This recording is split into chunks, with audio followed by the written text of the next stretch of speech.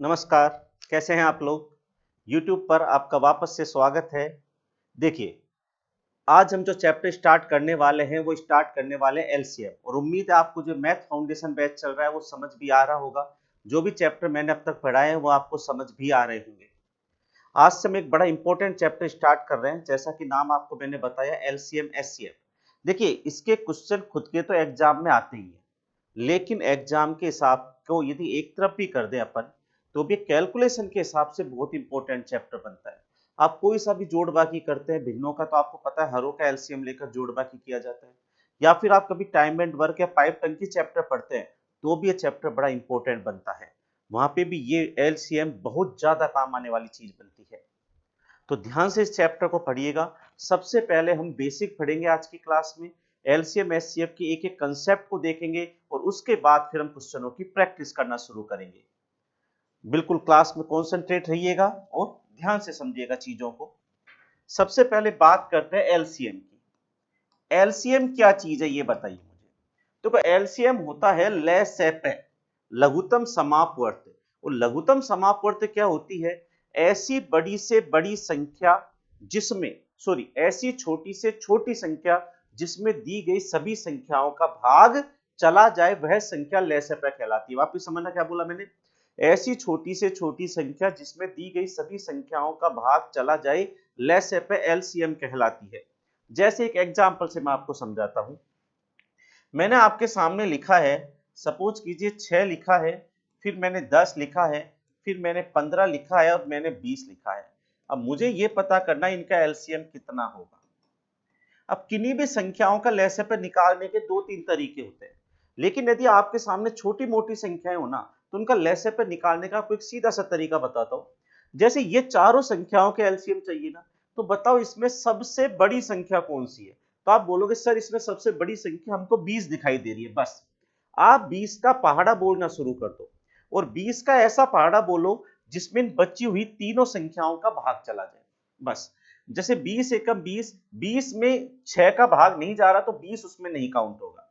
20 दुना 40, इसमें भी 6 का नहीं जा रहा तो ये भी एलसीएम नहीं बनेगा। 20 या 60, 60 में देखो 6 का भाग भी जाता है, 10 का भी जाता है, 15 का भी जाता है, तो ये बात फाइनल हो गई कि इसका एलसीएम कितना हो गया? 60 हो गया। अब मैं आपको बताता हूं एलसीएम क्या है। अब आप 60 से छोटी ऐसी संख्या ढूंढ के बता दो मेरे को जिसमें इन चारों का भाग जाता हो। कोई नहीं मिलेगी। 60 ही दुनिया की वो सबसे छोटी संख्या है जिसमें इन चारों का भाग जाता है, 6, 10, 15 और 20 का। तो बस इसे ही एलसीएम बोला जाता है। ऐसी छोटी से छोटी संख्या जिसमें दी गई सभी संख्याओं का भाग चला जाए, वही संख्या एलसीएम कहलाती है। बस इतना सा नियम है। अब एक तरीका तो जैसे मैंने आपको एलसीएम निकालने का ये बताया कि इस तरीके से आप एलसीएम फाइंड आउट कर सकते हैं चीजों का। अब यदि आपके सामने थोड़ी बड़ी संख्या आती है, तो फिर आप एलसीएम कैसे निकालेंगे ये देखिए। जैसे सपोज कीजिए आपके सामने संख्या आती है, मान के चलिए आपके सामने आया 30 आया, आपके सामने आ गया सपोज कीजिए यहाँ पे 75 आ गया, और आपके सामने आ गया 225, और आपको इनका लेसेपे चाहिए कि इनका एलसीएम कितना होगा। कभी भी एलसीएम निकालो तो इसकी दूसरी विधि गुणनखंड विधि होती है। गुणनखंड विधि में ऐसी संख्या का भाग दो आप जिसका भाग किन्हीं भी दो संख्याओं में चल जाए, पर कम से कम दो में तो जाना चाहिए। ये 3 है तो तीनों में नहीं जाए, लेकिन कम से कम दो संख्याओं में भाग जाना चाहिए। ऐसी संख्या का भाग देना है आपको बस। अब बताओ किन्हीं भी दो संख्याओं में भाग किसका जा रहा है? पहली कोशिश तो ये करो कि तीनों में भाग जाए, लेकिन कम से कम दो में जाए तो भी चल जाएगा। अब तीनों में भाग 5 का जा रहा है तो 5 का भाग देंगे। 5 छक्का 30, 5 एकम 5, 2 बचेगा 5 25, और 5 चक्को 20, 2 बचेगा 5 5 25। अभी भी आप इन तीनों में देखना, 3 का भाग जा रहा है, 3 दूनी 6, 3 पंचो 15 और 15 बाहर गए, 15 तिया 45। अब इन तीनों में किसी का नहीं जा रहा, लेकिन किन्हीं दो में तो 5 का जा रहा है, तो दो में नहीं जा रहा, इसको छोड़ दीजिए। 5 एकम 5, 5 तिया 15। अब कोई ऐसी संख्या है क्या जिसका भाग किन्हीं दो में जा रहा है? तो आप कहोगे सर अब नहीं है। तो फिर एलसीएम कैसे निकालते हैं? देखिए, एलसीएम निकालने का तरीका होता है यहां से यहां तक की सब संख्याओं को गुणा कर लीजिए बस आप। तो 5 तिया 15, किसको गुणा करना है? 5 गुणा 3 गुणा 5 गुणा 2 गुणा 1 गुणा 3, बस यही एलसीएम होगा। 5 तिया 15, 15 5 75, 75 दूना 150, 150 एकम 150, 150 का 3 गुणा कितना होता है? 450। तो क्वेश्चन का जो फाइनल आंसर होगा वो कितना निकल के आएगा? 450, मतलब 450 इसका एलसीएम होगा। तो ऐसी संख्या, आप किसी भी संख्या का भाग दो, लेकिन कम से कम दो संख्याओं में तो भाग जाना चाहिए, तीनों में जाए चारों में जाए कोई दिक्कत नहीं। तो इस तरीके से आप किन्हीं भी संख्याओं का एलसीएम निकाल सकते हैं। अभी सब प्रैक्टिस करेंगे क्वेश्चनों की, जब बहुत क्वेश्चन करेंगे। अभी मैं आपको एक बार बेसिक सब चीजों का बता रहा हूं। तो एलसीएम का एक तरीका तो मैंने आपको क्या बताया, सबसे बड़ी संख्या का पहाड़ा बोल लीजिए, और जिस पहाड़े में सब छोटी संख्याओं का भाग चला जाए वही एलसीएम है। और दूसरा तरीका मैंने आपको गुणनखंड विधि एलसीएम लेने की बताई है। तो एलसीएम की परिभाषा क्या होती है, वह छोटी से छोटी संख्या जिसमें दी गई सभी संख्याओं का क्या चला जाए, भाग चला जाए, वह संख्या एलसीएम कहलाती है। उम्मीद है यहां तक आपको समझ आ गई होगी बात। अब दूसरा इसमें आता है मैसेप, मतलब एचसीएफ।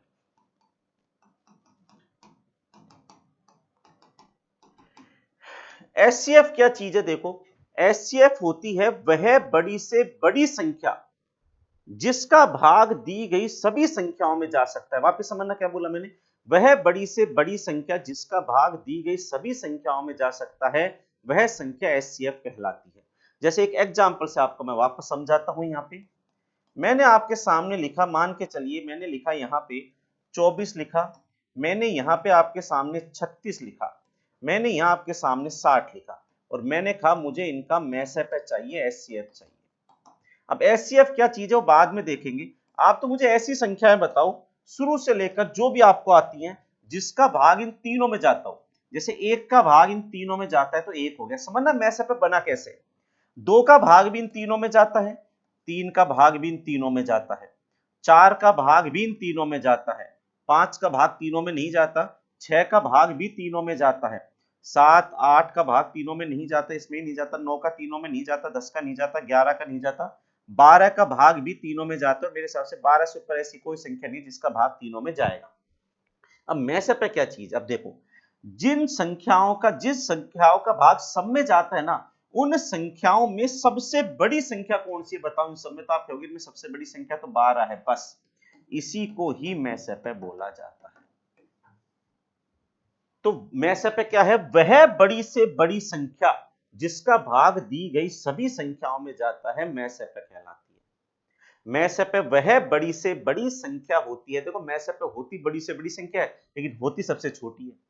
मतलब इन तीनों से तो छोटी होगी ना, इनमें बड़ी है लेकिन इन तीनों से छोटी होती है।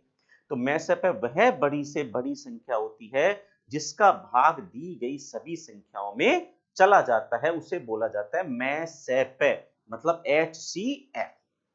क्लियर है यहां तक, ये होता है। अब मैसेप कैसे निकाला जाता है, मैसेप निकालने की सीधी सी गुणनखंड विधि होती है।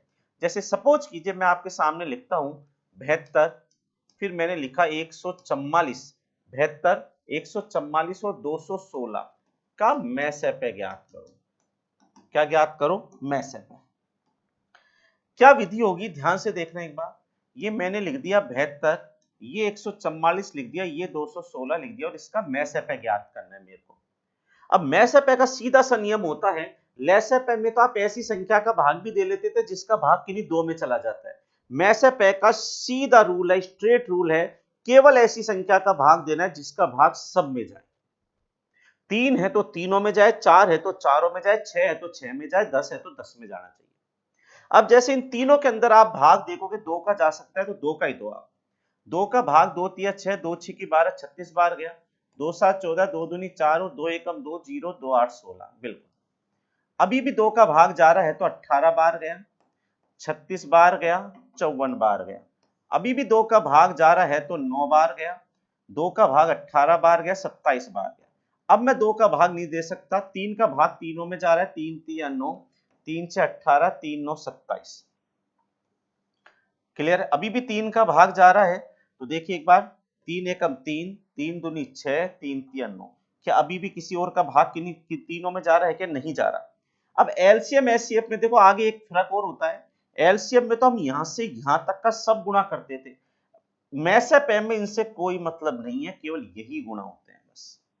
तो इनका मल्टीप्लाई करोगे तो 2 दूनी 4, दूनी 8, तिया 24, 24 तिया 72, तो इनका मैसेप 72 ही हो रहा है। मतलब 72 ही वो सबसे बड़ी संख्या है जिसका भाग इन तीनों में जा रहा है। आप खुद चेक कर लो, 72 से बड़ी ऐसी कोई संख्या होगी नहीं जिसका भाग इन तीनों में जाएगा। अरे तो बहुत सीधा सा चेक भी हो रहा है आपसे, क्योंकि 72 से बड़ी आप कोई सी भी संख्या लोगे तो उसका भाग तो 72 भी नहीं जाएगा। तो मैसेपा क्या होती है? वह बड़ी से बड़ी संख्या जिसका भाग सभी संख्याओं में चला जाए। और लेसेपा क्या होती है? वह छोटी से छोटी संख्या जिसमें दी गई सभी संख्याओं का भाग चला जाए। ठीक है, अभी आपको थोड़ा सा, यदि आप फर्स्ट टाइम इन चीजों को पढ़ रहे हैं ना, तो हल्का हल्का सा आपको कंफ्यूजन लगेगा परिभाषाओं में कि सर क्या सबसे बड़ी सबसे छोटी ये कर रहे हैं, लेकिन जब धीरे धीरे अपन क्वेश्चनों की प्रैक्टिस करेंगे ना, तो चीजें आपको समझना शुरू हो जाएंगी आना। यहां तक समझ आ गई आपको बात? मैं उम्मीद कर रहा हूं आपसे। ठीक है भाई, अब मैं आपको बताता हूं, ये तो मैंने आपको बताया सामान्य संख्याओं का लेसेपा और मैसेपा निकालना। अब मैं आपको बताऊंगा दशमलव संख्याओं का लहसे-मैसे कैसे निकालते हैं, घातों का लहसे-मैसे कैसे निकालते हैं, भिन्नों का लहसे-मैसे कैसे निकालते हैं। पहले इनकी चर्चा करेंगे और फिर चैन से अपन बैठ के क्वेश्चनों की प्रैक्टिस करने वाले हैं। ठीक, सबसे पहले मैं आपको बताता हूं भिन्नों का कैसे लहसे-मैसे ज्ञात करते हैं, भिन्नों का एलसीएम या एचसीएफ कैसे ज्ञात करते हैं। देखो, भिन्न का मतलब होता है जिसमें अंश भी होता है और हर भी होता है। देखिए, कभी भी आपको भिन्नों का एलसीएम पता करना हो ना, तो इसका तरीका होता है अंशों का एलसीएम बटा हरों का एचसीएफ। मतलब कभी भी आपको भिन्नों का लहसेपा पता करना हो ना, तो अंशों का लहसेपा ले लो बटा हरों का मैसेपा ले लो। और कभी भी आपको भिन्नों का मैसेपा पता करना हो, भिन्नों का एचसीएफ पता करना हो, तो आप हमेशा अंशों का ले लीजिए मैसेपा और बटा में हरों का ले लीजिए लहसेपा। देखो, याद करने का सीधा सा तरीका मैं आपको बताता हूँ। कभी भी एलसीएम लेना हो तो ऊपर वालों का एलसीएम नीचे वालों का एचसीएफ, और कभी एचसीएफ लेना हो तो ऊपर वालों का एचसीएफ नीचे वालों का एलसीएम लेते हैं। एक एग्जांपल से आपको मैं समझाता हूँ। देखो, बड़ा इजी सा मामला है। जैसे मैंने आपके सामने लिखा 16 बटा में, और यहाँ पे लिखा मैंने 15, यहाँ पे लिखा आपके सामने, सपोज कीजिए यहाँ पे लिखा मैंने 20 बटा में 27, और यहाँ पे मैंने लिखा आपके सामने 10 बटा में और 21। और मैं आपसे कहता हूं मुझे इसका एलसीएम और एचसीएफ दोनों बताइए। ध्यान से समझिए। सबसे पहले मैं बात करता हूं इसके एलसीएम। कभी भी एलसीएम लोगे तो हरों का एलसीएम लोगे। हर में क्या, अंश का एलसीएम, अंश में क्या क्या दिख रहा है, 16, 20 और 10, तो इनका तो आप लोगे एलसीएम। और हरों का लोगे एचसीएफ में से 15, 27, 21, इसका आप लोगे एचसीएफ। बस इतना सा नियम और कुछ नहीं है। और यही बात यदि एचसीएफ की होती तो फिर मैं इन्हीं तीनों को ऊपर वालों का पहले एचसीएफ लेता, 16, 20, 10 का मैं लेता एचसीएफ, और नीचे वालों का मैं लेता एलसीएम, मतलब किस किस का, 15 का, 27 का और 21 का मैं लेता एलसीएम। बस इतनी सी कहानी है इसकी। अब करते हैं, देखो क्वेश्चन करते हैं। ऊपर वालों का एलसीएम लोगे तो आप 20 का ऐसा फाड़ा बोलो जिसमें तीनों का भाग जाए, तो 20 दूना 40, 20 से 60, 20 से 80 में भाग जा रहा है, तो ऊपर 80 आ गया। और नीचे यहाँ पे एचसीएफ लोगे तो ऐसी संख्या ढूंढो जिसका भाग इन तीनों में जाता हो, बड़ी से बड़ी। तो इन तीनों में मेरे हिसाब से 3 का भाग जाता है, तो 80 बटा 3 इसका आंसर आ गया। ठीक है, अब आते हैं इसका एचसीएफ वाला। तो इनका एचसीएफ लो, ऐसी बड़ी से बड़ी संख्या ढूंढो जिसका भाग इन तीनों में जाता है। तो इन तीनों में भाग जाता है 2 का। 2 के अलावा मेरे हिसाब से और कोई बड़ी संख्या नहीं जिसका भाग इन तीनों में जाता है। 4 का भाग इन दोनों में जाता है लेकिन इसमें नहीं जाता। 10 का भाग इन दोनों में जाता है, इसमें नहीं जाता। 2 ही ऐसी संख्या है जिसका भाग इन तीनों में जाता होगा, तो 2 तो इसका हो गया एचसीएफ। और बात होती है इसके एलसीएम की, तो 27 का ऐसा पहाड़ा बोलो जिसमें इन दोनों का भाग जाता हो, तो ये थोड़ा सा कठिन होगा अपने लिए ऐसे। तो आप 15, 27, 21 का एलसीएम ले लेते हैं। 3 का भाग जा रहा है, 3 पंजो 15, 3 9 27, 3 7 21, और किसी का भाग नहीं जा रहा है, तो इन सबको गुणा करते हैं एलसीएम में, तो और किसी का भाग की नहीं, 2 में भी नहीं जा रहा है, तो 3 पंजो 15, 15 9 कितना होता है 135, 15 9 135, और 135 को किससे गुणा करना है अभी, 7 से। 135 को भी किससे गुणा करना है, 7 से। 135 का 7 गुणा कितना हो जाएगा, 13 7 91, 910, और 5 7 35, 910 में 35 और जोड़ लीजिए, 945। तो क्वेश्चन का आंसर आएगा 2 बटा 945, इस क्वेश्चन का आंसर होगा। तो इस तरीके से आप किन्हीं भी संख्याओं का एलसीएम और एचसीएफ निकाल सकते हैं भिन्नों का। वापिस समझना, अंशों का लहसेपा कैसे निकलता है, भिन्नों का लहसेपा कैसे निकलता है, अंशों का लहसेपा बटा हरों का मैसेपा। और भिन्नों का मैसेपा कैसे निकलता है, अंशों का मैसअप है बटा हरों का लेसअप है। बस सीधा सा नियम है, एक लाइन का नियम है। ठीक है, अब आते हैं इसके बाद हम अगला कंसेप्ट आता है आपका दशमलव संख्याओं का एलसीएम एचसीएफ।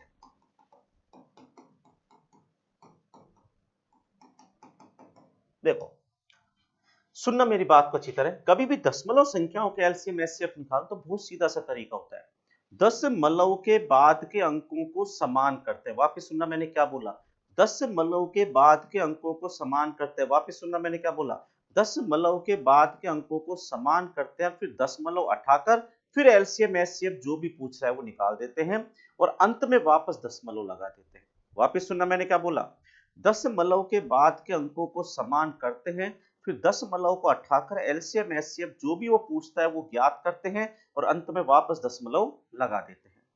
अब समझ आएगी एक एग्जांपल से मैं आपसे बोलना क्या चाह रहा हूं, समझ नहीं पा रहा। एक एग्जांपल लेता हूं मैं आपके सामने। मैंने कहा 2.5, फिर मैंने कहा 0.035 और मैंने आपसे कहा कि 0.1 का एलसीएम ज्ञात करो। ये क्वेश्चन, ठीक है, या चलो सही है, 0.1 का एलसीएम ज्ञात करो। ठीक है, अब आप एक चीज गौर करना, यहां पॉइंट के बाद कितनी संख्या है बताओ, मुझे बताओ। यहाँ पे इसको और थोड़ा अच्छा कर लेते हैं, इसलिए मेरी इच्छा है थोड़ा और अच्छा क्वेश्चन बनाया जाए अभी, फिर प्रैक्टिस में तो और आ ही जाएंगे। इसको मैं 0.01 मान लेता हूँ। ठीक है, अब देखो यहाँ पॉइंट के बाद देखना, पहले से कोई मतलब नहीं, पॉइंट के बाद कितनी संख्याएं, यहाँ एक, यहाँ पॉइंट के बाद कितनी संख्याएं बताओ, तो आप कहोगे 3, और यहाँ पॉइंट के बाद कितनी संख्याएं, 2। ये सब बराबर होनी चाहिए, और बराबर में ध्यान रखना, पॉइंट को बराबर करने का एक ही नियम होता है, आप 0 लगा दो। तो आप ध्यान रखो, छोटी जो 1 है ना उनको 3 पे बदल दो, 2 को 3 में बदल दो। 3 संख्याओं का आप 2 या 1 में नहीं बदल सकते, तो बची भरपाई 0 से करो। तो आप एक काम करो, 2.5 या 2 0 लगा दो। यहाँ 0.035 ऑलरेडी चल रहा है, 0.01 और 0 लगा दो। अब आप एक चीज गौर करोगे तो आपको पता लगेगा पॉइंट के बाद के अंक बिल्कुल समान हो चुके हैं। अब आप पॉइंट को हटा दो, मान के चलो पॉइंट हटा देगा तो यहाँ पे केवल क्या बचेगा बताओ, आप कहोगे सर 2500 बचेगा। ये पॉइंट हटाऊंगा तो 0.35 मतलब 35 ही हो गया, और ये पॉइंट हटाऊंगा तो 0.10 मतलब 10 हो गया। बस आप तो इनका लो, यदि वो एलसीएम पूछे तो एलसीएम लो और एचसीएफ पूछे तो एचसीएफ लो, जो भी वो पूछता है वो इनका लेना है आपको।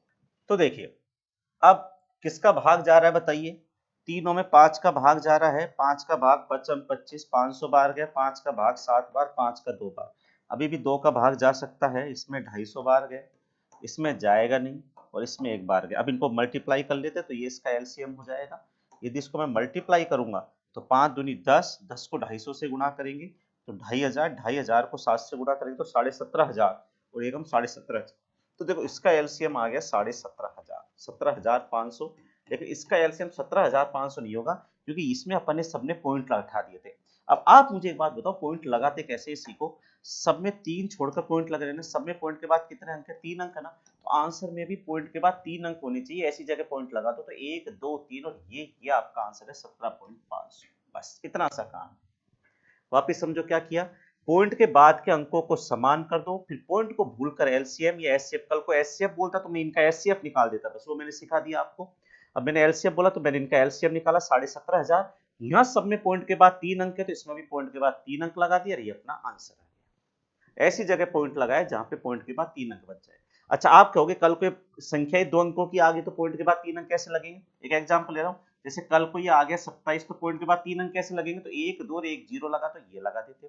पॉइंट के बाद 3 ही यहां होने चाहिए, यदि यहां पे 3 है तो। क्लियर है, तो ये होता है किसका एलसीएम एचसीएफ, दशमलव का एलसीएम और एचसीएफ निकालने का तरीका। क्लियर है भाई। अब आता है घातों का एलसीएम एचसीएफ कैसे निकालते हैं। अब बात आती है किसकी, घातों की, कि घातों का एलसीएम एचसीएफ कैसे निकाला जाता है। देखिए घातों का एलसीएम या एचसीएफ ज्ञात कर, ठीक है। कभी भी घातों का एलसीएम या एचसीएफ कैसे ज्ञात किया जाता है इसके बारे में अपन बात करते हैं, है ना। अच्छा उसमें मुझे एक छोटी सी चीज और बतानी है आपको, मैं अभी बता देता हूँ, ऐसे क्वेश्चनों की प्रैक्टिस में तो आ जाएगी। कई बार ऐसा भी प्रश्न बन जाता है, जैसे एक क्वेश्चन लेता हूं मैं आपके सामने, मैंने लिया 1.8.09 और मैंने लिख दिया 3, इनका एलसीएम ज्ञात करो। अब देखो इस चीज को और सीख लो आप अभी से। 1.8.09 3 का एलसीएम ज्ञात करो, तो आप कहोगे यहाँ पॉइंट के बाद एक अंक है, यहाँ पॉइंट के बाद 2 अंक है और यहाँ तो पॉइंट ही नहीं है। तो आप पता क्या गलती करोगे, एक अंक है तो इसको 2 बना देते हैं, इसको 1.80 लिख देते हैं, इसको 0.09 लिख देते हैं और आप इसका पता है क्या करो, आप इसको 3 रहने दोगे। नहीं, ये गलती मत करना। यहाँ पॉइंट के बाद 2 अंक है, यहाँ पॉइंट के बाद 2 अंक है, तो यहाँ भी पॉइंट के बाद 2 अंक होने चाहिए, तो पॉइंट लगा के आप इसमें 2 जीरो लगाइए। आप ऐसे नहीं उसको 3 का 3 छोड़ दो। अब आगे क्या होगा, पॉइंटों को आप भूल जाइए, यूं समझो ये 180 है, ये 0.9 है, मतलब 9 ही है एक तरीके से, और ये यहाँ पे 300 का काम करेगा। अब किसका भाग तीनों में जा रहा है, एलसीएम है तो किन्हीं दो में भी चल जाए, तो तीनों में जा रहा है तो 3 का भी जा रहा है। वैसे तो 3 6 के 18, 60 बार, 3 3 9, 3 से 100 बार। किसी और का भाग है क्या तीनों में जा रहा है, नहीं जा रहा, तो किन्हीं दो में दे लो। 20 का भाग देखो 2 में जा रहा है, 20 3 60, 3 में जा नहीं रहा, और 20 5 100। अभी भी 3 का भाग देखो किन्हीं दो में जा रहा है, 3 एकम 3, 3 एकम 3, 5 में नहीं जा रहा। गुणा करते हैं, 3 गुणा 20 कितना होता है 60, 60 के 180, और 180 को 5 से गुणा करेंगे 900, तो इसका एलसीएम निकल के आता है 900। अब यहाँ पॉइंट के बाद कितना अंक है, 2 2 2, तो यहाँ भी 2 छोड़ के लगाएंगे। क्वेश्चन का आंसर होगा 9.00 will be the right answer for this question. ठीक है, तो ये आप बात को ध्यान रखिएगा। अब आती है बात जिसकी मैं बात कर रहा था कि घातों का एलसीएम या एचसीएफ कैसे ज्ञात किया जाता है पावर्स का। एक एग्जांपल से लेता हूं मैं, उससे आपको ज्यादा अच्छे से समझ आएंगी चीजें। जैसे मैंने आपके सामने ले लिया 2 की पावर 5 गुणा 3 की पावर 7 गुणा 5 की पावर 4, 2 की पावर 6 गुणा 3 की पावर 5 गुणा 5 की पावर 6 गुणा 7 की पावर 8, और 2 की पावर 4 गुणा में 5 की पावर 6 गुणा में 11 की पावर 8 गुणा में 7 की पावर 9। और मुझे इनका एलसीएम और एचसीएफ पता करना है। इनका एलसीएम पता कीजिए और इनका एचसीएफ पता कीजिए।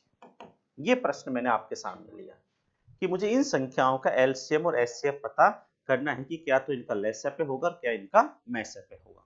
अब देखो, कभी भी लेस पे लो ना, देखो मैथ में है ना एक चीज ध्यान रखिएगा, ये जो जैसे कहीं पे मैं ये लिख दूं ना 5 की पावर 7, तो नीचे वाली संख्या हमेशा आधार बोला जाता है और ऊपर वाली संख्या को हमेशा घात बोला जाता है। ठीक है, एलसीएम कभी भी लेते हैं ना तो सभी आधारों की सबसे बड़ी घात लेते हैं,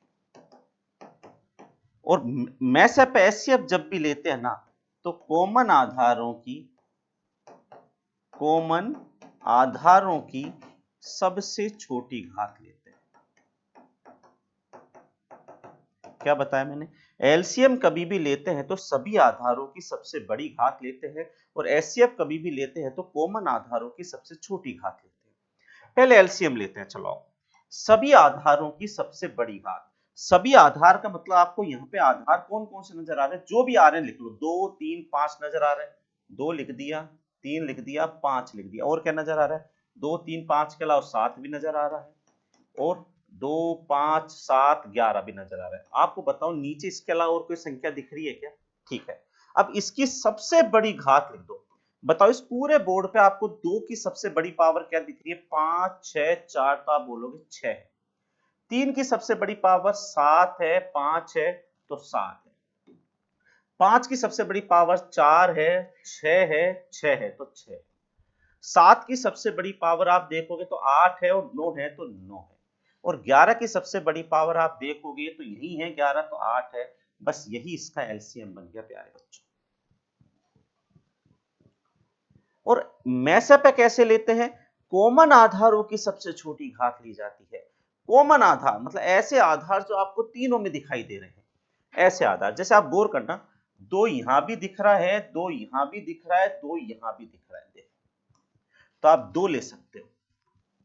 इसके अलावा 3 यहां दिख रहा है, यहां दिख रहा है, लेकिन इसमें नहीं दिख रहा, 3 से काम नहीं चलेगा। 5 यहां भी दिख रहा है, 5 यहां भी दिख रहा है, 5 यहां भी दिख रहा है, तो 5 ले सकते हो। और कोई आधार है कि जो तीनों में दिख रहा है? नहीं दिख रहा, क्योंकि और कोई इसमें नहीं है, तो खत्म कर। इनकी सबसे छोटी घात लेनी है। बताओ 2 की सबसे छोटी पावर कौन सी है? 5, 6, 4, तो 4 सबसे छोटी पावर है 2 की। और 5 की सबसे छोटी पावर 4, 6, 6, तो 4 सबसे छोटी पावर है। और ये इसका हो गया मैसेज। बड़ा इजी सा तरीका है, मैंने क्या बताया? एलसीएम कैसे लिया जाता है? सभी आधारों की सबसे बड़ी घात एलसीएम में ली जाती है। एलसीएम में क्या किया जाता है भाई? सभी आधारों की सबसे बड़ी घात होती है, वो एलसीएम होती है। और एचसीएफ क्या होती है? कॉमन आधारों की सबसे छोटी घात। कॉमन आधारों की जो सबसे छोटी घात होती है ना, वो हमेशा एचसीएफ बन जाती है।